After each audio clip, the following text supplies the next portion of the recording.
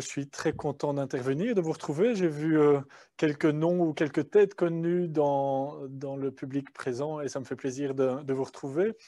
C'est un plaisir pour moi d'intervenir pour Epsilon parce que Epsilon me tient à cœur également en tant que membre et puis également en tant qu'association où on retrouve deux publics très importants pour nous, les responsables de formation en entreprise, notre public cible, nos clients, si je peux dire cela, et des intervenants, des formateurs, des organismes de formation qui sont nos partenaires premiers pour nos activités. Donc, c'est très important et je suis très content d'être là. J'ai essayé ici de me mettre dans des conditions du direct, dans des conditions d'une intervention comme si on était dans un public. Nous avons la chance chez Sephora d'avoir aménagé un studio digital, deux studios même. Et voilà, donc c'est également l'occasion de vous montrer ou de vous faire vivre une expérience que l'on essaye positive, une expérience de digital que l'on essaye positive. Alors, ce n'est pas pour dire que les autres ne sont pas bons, mais ne sont pas bonnes, mais voilà. Et donc, je suis très content également de pouvoir faire cela dans des conditions du direct. Et je vous avoue que je me sens mieux debout en ayant l'impression d'être vraiment face à vous que assis dans ma cuisine devant une webcam. La session d'aujourd'hui est a priori réservée, ou pas réservée, destinée à des responsables de formation en PME ou à des responsables d'entreprise, des chefs d'entreprise, des responsables administratifs. Mais je sais également que vous êtes, qu'il y a également des consultants, des formateurs qui sont là et d'autres publics. Donc j'ai essayé de penser également mon intervention pour qu'elle réponde à la fois aux besoins ou aux informations des personnes qui sont en entreprise, mais également à des intervenants qui pourront utiliser des outils que je vais proposer ici, des clés que je vais proposer pour leur intervention en entreprise. Alors, on est aujourd'hui le 22 janvier. Ça fait 10 mois que nous sommes dans une crise profonde qui a bouleversé la vie de chacun, la vie économique, la vie des entreprises, notre métier, le métier de la formation, où du jour au lendemain, le vendredi 13 mars, je pense que tout le monde se souviendra toujours de cette date, le vendredi 13 mars, eh bien, on a dû faire le choix d'annuler toute l'activité et à partir de là, de penser le nouveau monde du travail, le nouveau monde des compétences. Et dès le début, dès lors qu'il s'est agi de s'adapter à ces nouvelles conditions, on a entendu un mot, le mot formation. Et pour reprendre également un discours politique qui a été repris dans le gouvernement fédéral précédent, le maître mot était jobs, jobs, jobs. Eh bien, on entend assez bien depuis un certain temps dans le discours politique, chez les partenaires sociaux, auprès des fédérations professionnelles et partout, formation, formation, formation.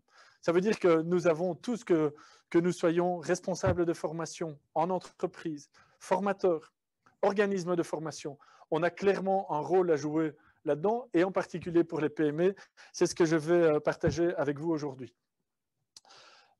Véronique a présenté Sephora et je l'en remercie. Alors, je ne suis pas ici pour faire une promotion de Sephora, de nos activités, mais pour bien comprendre le contexte, je me permets de donner quelques informations sur nous.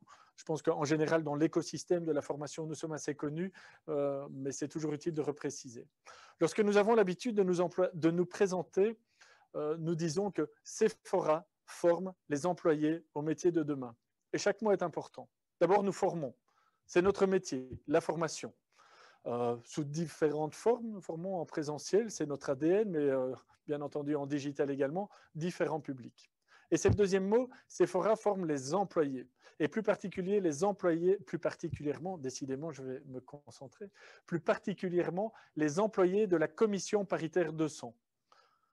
Commission paritaire 200, c'est la commission paritaire de toutes les entreprises qui ne sont pas dans un secteur en particulier. Donc nous retrouvons chez nous des employés du secteur du bâtiment, du secteur du voyage, qui pour le moment sont dans une situation assez compliquée, et en général de tous les secteurs liés aux services informatiques, à la consultance, etc.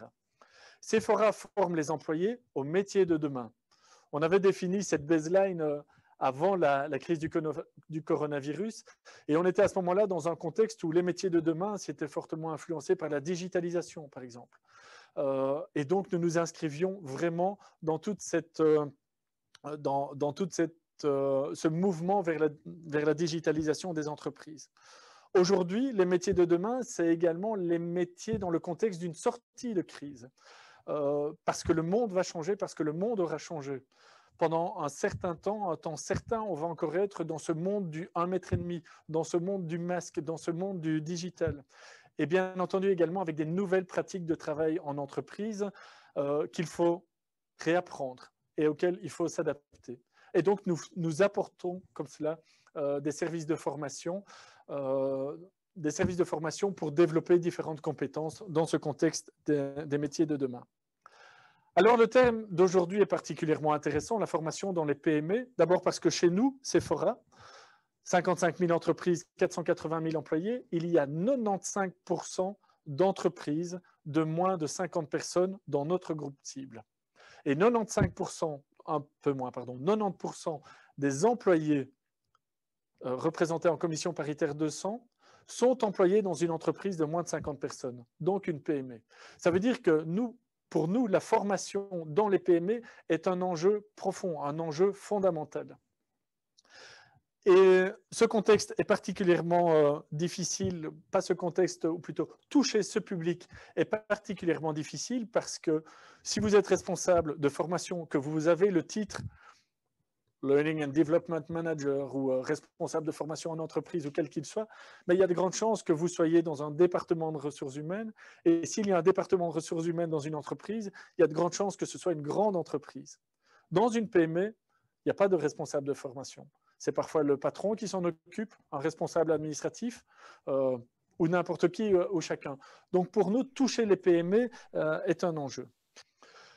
La sortie de crise, la croissance, le retour de la croissance après, il viendra avant tout des PME et nous savons que c'est un enjeu. Alors avant la crise déjà, nous avions décidé de lancer via notre service d'études 2 études directement dirigées vers les PME. Une première étude pour bien étudier les besoins de formation en PME et une deuxième étude sur la culture de formation, la culture d'apprentissage en PME. Je vais vous présenter ici quelques conclusions de ces études et puis surtout des conclusions, mais des outils qui en ressortent.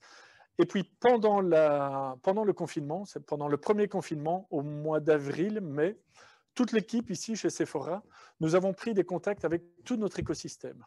Des chefs d'entreprise, des participants, des employés, les fédérations professionnelles, les représentants des partenaires sociaux, représentants des syndicats, des formateurs. Nous avons pris comme ça plus de 500 contacts pour poser la question: dans quelle situation êtes-vous? Quel est l'impact de la crise sur votre contexte et comment cela traduit-il en termes de compétences? Et là aussi, nous avons eu des conclusions que je vais pouvoir vous présenter ici. Dans ces conclusions, il y a d'abord la compréhension du contexte des PME qui est assez importante. Et ce qui ressort de nos études, c'est que la formation dans les PME doit tenir compte de contextes multiples. C'est une organisation spécifique, une PME, qui est en certains points comparable à une grande entreprise, mais fortement différente également. La formation en PME, elle rencontre des obstacles auxquels il faut faire face pour pouvoir organiser la formation. Et puis enfin, les PME ont des besoins spécifiques et ce sont ces différents éléments que je vous présente maintenant. D'abord, les contextes multiples. Qu'est-ce qui est plus différent d'une PME qu'une autre PME? Entre une petite entreprise où il y a un patron et 2 employés, par exemple un bureau auto-école dans une petite ville, et un bureau conseil en développement informatique avec une trentaine de consultants internes se trouvant à Louvain-la-Neuve, il y a un contexte bien différent. Donc ça, c'est d'abord un écueil, un biais qu'il faut éviter aujourd'hui dans cette discussion, c'est de penser qu'une PME est l'autre. Il y a des contextes multiples, il y a des PME qui sont en croissance, il y a des PME où il y a une prise en compte de la formation et de la compétence, il y a d'autres PME qui n'en auront pas besoin. Il y a dans le type de public également, dans le type de travailleurs qu'il y a, on ne peut pas faire de généralité. Et donc, là, c'est peut-être une manière de me dédouaner ou de sortir du contexte en disant un thème comme la formation en PME, il est certes intéressant, mais il est totalement biaisé parce qu'il n'y a pas une réalité des PME. La PME, c'est aussi une organisation spécifique en particulier sur la question de la formation. Je posais la question tout à l'heure, qui s'occupe de la formation? Il n'y a pas de service RH bien souvent dans les PME. Il y a parfois un responsable administratif qui peut s'en occuper. Il n'y a certainement pas de service learning and development. Alors nous avons également tous des outils et dans les grandes entreprises, des LMS qui permettent d'organiser la formation, qui permettent de faire du reporting, du suivi, etc. Il y a un accès au digital qui peut être plus facile. Quand on se trouve dans une petite entreprise, ça peut parfois faire bien rire de parler en termes de LMS, de politique de formation, de plan de formation, parce qu'on est au quotidien confronté à sa réalité et c'est beaucoup plus compliqué que cela à organiser. Alors l'idée d'investir des milliers d'euros dans un LMS, eh bien c'est loin des réalités de la PME. Je disais qu'il y avait des obstacles, j'en cite quelques-uns. Il y a d'abord l'organisation du travail. En commission paritaire 200, les partenaires sociaux ont signé une convention collective qui règle les conditions de formation et qui prévoit que, sur une période de 2 ans, 2020-2021, les employés dans les entreprises de moins de 20 personnes ont droit à 4 jours de formation. Dans les entreprises de plus de 20 personnes, les employés ont droit à 5 jours de formation. L'organisation de ces 4 jours ou 5 jours de formation en entreprise est très complexe. La question du temps est très importante. Déjà, accorder les congés à ses employés, organiser le service, la permanence du service pendant les congés est compliqué. Alors, si un employé vient vous dire « Chef, patron, j'utilise mon droit à la formation et je vais à une formation chez Sephora mardi prochain et tu ne peux pas me le refuser parce que c'est mon droit », ça n'est pas la meilleure manière d'organiser la formation. Donc, cette question du temps est fondamentale. En tout cas, nous, dans les contacts que nous avons avec les entreprises, ou quand je suis confronté ou en discussion avec des PME, ils me disent « je n'ai pas le temps ». Certains me disent, pardon, « je n'ai pas le temps de m'occuper de la formation ». Autre difficulté que nous avons rencontrée, que nous voyons souvent dans les PME et qui est ressortie de cette étude, c'est la difficulté à formaliser les besoins. J'imagine que tous ceux qui sont autour de la table ici aujourd'hui, ou plutôt autour de l'écran, ont des outils pour analyser des besoins de formation, peut-être des grilles de questions, des banques de questions, etc. Formaliser un besoin de formation, c'est quelque chose de complexe, qui peut demander une méthodologie, qui exige un questionnement bien précis, qui n'est pas nécessairement facile en PME. Si le besoin n'est pas bien formalisé, les objectifs seront biaisés. Si les objectifs seront biaisés, la formation proposée sera différente. Et là, vous ne m'en voudrez pas, cher formateur qui est en train de me regarder aujourd'hui. Mais on vient parfois en tant que formateur, je l'ai été également et je sais ce que c'est, on vient en tant que formateur en proposant un service, une formation existante qui peut paraître très intéressante auprès d'une PME, mais le fait de la proposer, qu'elle soit existante, va peut-être réveiller un besoin ou un besoin chez la PME, mais est-ce que c'est cela dont elle a besoin? On n'en est pas certain. Donc cette question de la formalisation des besoins est très importante. Et puis il y a encore un troisième point dont je voudrais parler comme obstacle à la formation dans les PME, c'est la méconnaissance des droits. J'ai parlé du droit à la formation pour les employés. Bien souvent, nous constatons que les employés ne connaissent pas ce droit, ne savent pas qu'ils ont accès qu'ils ont droit à des jours de formation et accès à des services comme nous ou ailleurs. Donc, il y a d'autres dispositifs, les dispositifs en région wallonne, tels que le chèque formation, le crédit adaptation, le congé éducation payé, ben, ce sont des dispositifs qui existent et qui sont absolument méconnus.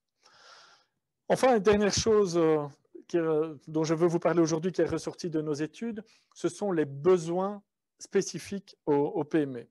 Et là, on a eu un avis différent suivant qu'ils venaient des employés ou des chefs d'entreprise. Alors, vous ne serez pas étonnés par les besoins qui sont ressortis. Je ne veux pas être bateau, mais ce sont en tout cas les informations qui sont ressorties. Au niveau des employés, ils nous ont dit voir la formation surtout comme une motivation personnelle et une opportunité de grandir, de développer en général leurs compétences. On a eu assez peu dans ces conclusions de besoins vraiment liés à sa propre fonction. C'est plus une envie de développement personnel et puis de voir également la formation comme une respiration dans un rythme de travail, la possibilité de sortir. Au niveau des employeurs, des chefs d'entreprise, le besoin principal dont ils nous ont fait part, c'est le besoin d'efficacité, de performance de l'entreprise. Comment faire en sorte que mes équipes soient plus compétentes pour être plus performants?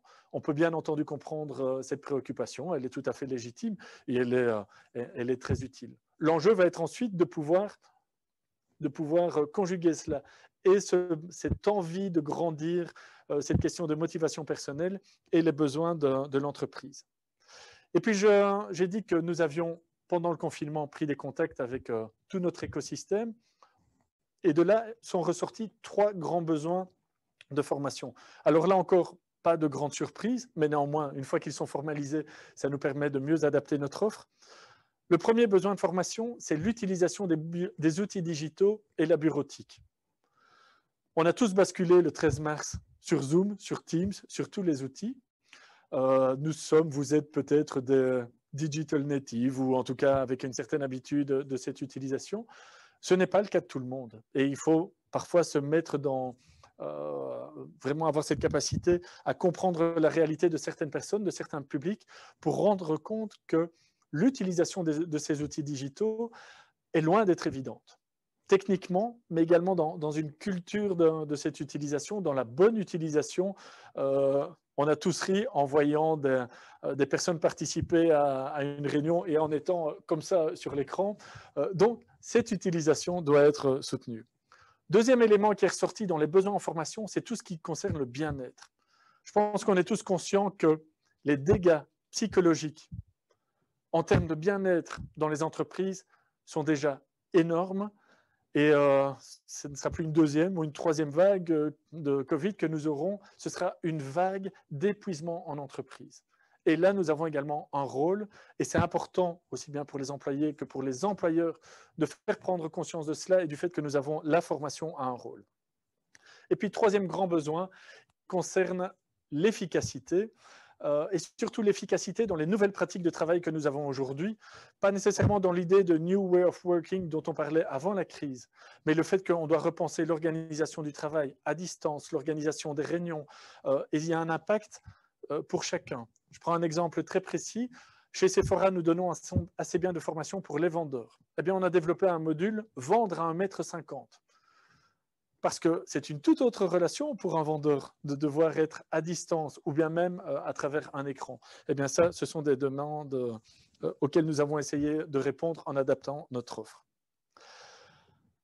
Voilà des conclusions. Je suis passé très rapidement sur les conclusions sur les apprentissages. Le plus important étant, je pense, de voir ce que nous en faisons et comment nous pouvons transformer ça en enjeu pour les entreprises.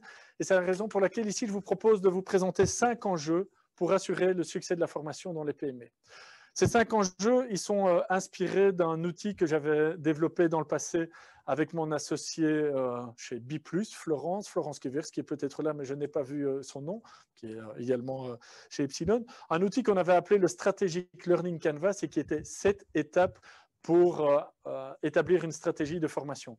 Ici, j'en ai retenu 5 et adapté au contexte des PME.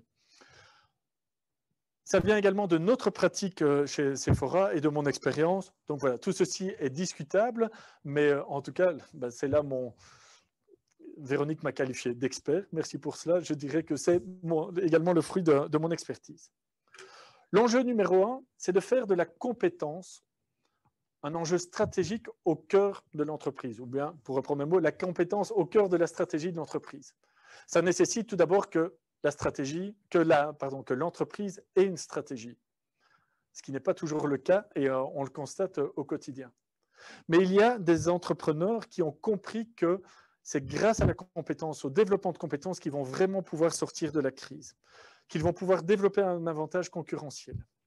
Il y a quelques jours, le manager de l'année a été désigné par Trends Tendance, Fabien Pincart, de Odoo. Alors, Odoo qui n'est aujourd'hui plus vraiment une PME, mais qui a commencé comme une PME. Et la croissance d'Odoo, c'est vraiment basé sur une stratégie compétence. Il a su dès le début que pour croître, il fallait bien entendu des marchés, un bon produit, mais il fallait les compétences en interne. Je suis convaincu que le succès d'une entreprise dépend de cette capacité à mettre la compétence au cœur de la stratégie. C'est un facteur de succès pour les entreprises. Ça oblige à développer une culture de la formation. Et on le sait aujourd'hui, pour sortir de la crise, qu'il faudra s'adapter. Se former, c'est s'adapter. S'adapter, ça nécessite de se former. Et donc, faire ce lien entre la compétence et la stratégie générale de l'entreprise est fondamentale, va passer notamment dans l'analyse des besoins, bien comprendre ce que fait l'entreprise, vers où elle veut aller, quelle est sa stratégie et quelle est la place de la compétence là-dedans est un premier enjeu. Le deuxième enjeu pose la question de la responsabilité de la formation en entreprise. Je l'ai dit, il n'y a peut-être pas de service de formation en entreprise. Alors, qui s'en occupe? Le chef d'entreprise? Un chef de service? Un responsable administratif? Parfois une assistante? La personne elle-même qui doit se former? Ma conviction est que cette responsabilité doit être partagée. Et là encore, il faut développer cette culture de la formation. Et aujourd'hui, ce que je constate, c'est qu'il n'y a pas de... On n'est pas dans une situation blanc-noir où le patron dirait « Oh, ne viens pas m'embêter avec tes formations, je veux que tu restes au travail ». On n'est pas non plus dans une situation où l'employé voit absolument la formation comme une carotte. Il y a des entrepreneurs aujourd'hui qui ont conscience de cette importance de la formation, qui en prennent la responsabilité et qui le proposent aux employés. Et de l'autre côté, je vois des employés pour qui la formation est une corvée. Bien voilà, il faut développer cette culture de la formation et faire en sorte qu'elle soit vraiment adopter, qu'il y ait une adhésion de chacun dans les enjeux de la formation et de partager cette formation. Et c'est notre rôle que nous soyons formateurs, organismes de formation, associations du learning and development ou quoi que ce soit, de développer cette culture de la formation et cette responsabilité. Et je rajouterai que j'ai dit tout à l'heure que la convention collective de la CP200 prévoyait un droit à la formation. Je pense que nous aurons gagné lorsque tout le monde aura compris que la formation, ce n'est pas un droit ou juste un nombre dans une convention collective administrative, c'est un devoir. C'est un devoir de se former, un devoir d'apprendre, un devoir pour un chef d'entreprise de former ses employés. Sinon, ils ne seront pas heureux, sinon, ils ne seront pas compétents, sinon, ils ne seront pas efficaces, sinon, ils partiront, les employés. C'est un devoir pour les employés également de prendre en charge son propre développement, sinon, eh bien, on ne sera pas content de lui, il ne se déploiera pas, il ne sera pas heureux dans son boulot, etc. Troisième enjeu, la compétence exige des solutions multiples. Alors nous avons un réflexe, nous professionnels de la formation, de voir problème, formation. La formation n'est pas nécessairement la réponse la plus pertinente à une problématique, à un besoin en entreprise. Et il faut pouvoir le faire autrement. Je vais prendre un exemple. Il y a beaucoup de PME en commission paritaire de son et dans le tissu des PME en Wallonie, actives dans le service informatique. J'en connais assez bien dans le conseil SAP, par exemple. Il y a aujourd'hui une concurrence entre les PME, entre les bureaux conseils SAP qui est énorme. Et vas-y que je te débauche les consultants dans l'autre entreprise à coup de primes, à coup de voiture, tu avais une VW, tu auras une BM chez moi, etc. Et donc, on se bat pour aller chercher les compétences. C'est un exemple qui montre que le développement d'une entreprise par la compétence ne passe pas par la formation, mais par le recrutement. Et on peut trouver comme cela d'autres exemples. Alors, bien entendu, la formation peut aussi être une réponse. Mais à ce moment-là, il faut vraiment pouvoir envisager également tous les formats, toutes les modalités. On reviendra au présentiel, le digital à sa place, de l'auto-apprentissage, des communautés de pratique en interne. Donc, voilà. Et nous avons tendance à nous dire, on va délivrer des formations, non, repenser la formation, voir quels sont les différents types de solutions, comment faire en sorte que le travail par lui-même soit formateur est certainement très important. Et aujourd'hui, on le sait plus que jamais, donner une place qualitative au digital dans cette stratégie. Et c'est ça qui permet, là encore, de faire le lien entre le développement de la compétence et la stratégie de l'entreprise. Le quatrième enjeu, je l'ai appelé faire un focus sur l'essentiel. L'essentiel, ce sont les compétences utiles aux entreprises. C'est là qu'il est important de se rappeler que former, c'est créer de la valeur. Créer de la valeur collective et de la valeur individuelle. Sur base d'une stratégie de compétences, sur base des besoins des entreprises, on va proposer des formations aux employés. Si on ne donne pas du sens à ces formations-là, nous n'aurons pas l'engagement des employés dans cette formation. De la même manière, une personne, individuellement, peut avoir des besoins ou des envies. Personnellement, ça fait des années que je me dis que je veux apprendre l'italien. Mais il se fait que j'en ai absolument pas besoin au boulot. Alors, si j'étais employé, je vais voir mon boss en disant « Chef, j'ai envie de me former à l'italien », ça ne va pas répondre à son besoin, le chef d'entreprise. Et donc, il y a un moment, en tout cas, pour la formation en entreprise où il faut faire un focus sur l'essentiel. Et là, nous avons constaté également, et ça vient également des conclusions de nos études, que les compétences métiers, les compétences sectorielles, celles qui sont directement liées à l'évolution d'un métier, d'un secteur, par exemple dans le contexte du bâtiment, de la construction, les employés de la construction sont chez nous, les ouvriers sont dans une autre commission paritaire, mais il y a une évolution du métier de la construction qui fait que le digital est utilisé de plus en plus. Il y a aujourd'hui un enjeu de formation aux compétences digitales dans le bâtiment qui est énorme. Et c'est ça l'essentiel aujourd'hui. Et c'est une invitation. Et donc là encore, en tant que professionnels de formation, posons-nous la question, qu'est-ce qui est important? Et c'est important aussi en particulier pour le retour sur investissement. Dans les PME, les moyens pour la formation sont limités. Vous connaissez vos tarifs, ils sont toujours trop élevés pour une entreprise. Ou bien si vous êtes formateur, vous êtes parfois effrayé d'entendre le tarif d'un... si vous êtes chef d'entreprise, vous êtes effrayé d'entendre le tarif d'un formateur. Donc il faut faire les bons choix pour assurer ce retour sur investissement en créant la valeur. Et enfin, dernier enjeu, c'est l'impact qui doit être bien mesuré. Alors, eh bien pour une fois, Epsilon n'organise pas une conférence avec Jonathan Potier, mais avec d'autres experts, petite boutade, mais on voit très souvent Jonathan qui vient nous parler d'évaluation. Et bien entendu, le retour sur investissement en formation est le Graal que tout le monde cherche. Comment est-ce qu'on va pouvoir montrer qu'on a bien utilisé notre investissement en formation?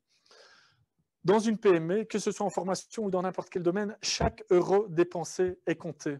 Et donc, c'est important d'avoir cet impact bien mesuré pour justifier l'investissement. Mais c'est très compliqué de montrer la valeur créée avec de la formation. C'est pour ça, et je parlais de Jonathan et il pourrait le dire, cette question de la mesure de l'impact de l'évaluation, elle doit venir dès le début de l'imagination du dispositif. Je vois une remarque en même temps et donc ça me trouble. Oui, c'est le return on expectations qui est important. Merci pour la remarque. Je mets ma boutade de côté et Jonathan est quelqu'un de très bien. Définir les critères, les facteurs de succès d'une formation, ils doivent se faire dès le début du projet.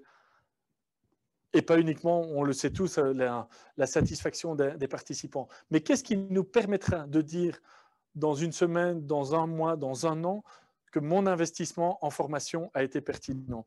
Et ça, c'est une question qui, par facilité, est parfois mise de côté. Voilà. Je reprends ici les 5 enjeux. La compétence, au cœur de la stratégie, la responsabilité partagée, les solutions qui doivent être multiples, le focus sur les compétences les plus essentielles, un impact bien mesuré. Je pense que ceci, avoir en tête ces éléments, c'est aussi important, quel que soit votre rôle en tant que fournisseur de solutions de formation ou en tant que responsable en entreprise. Et la proposition que je vous fais, c'est de retenir ces 5 clés comme une grille d'analyse au moment où vous mettez en place un projet de formation. Et un petit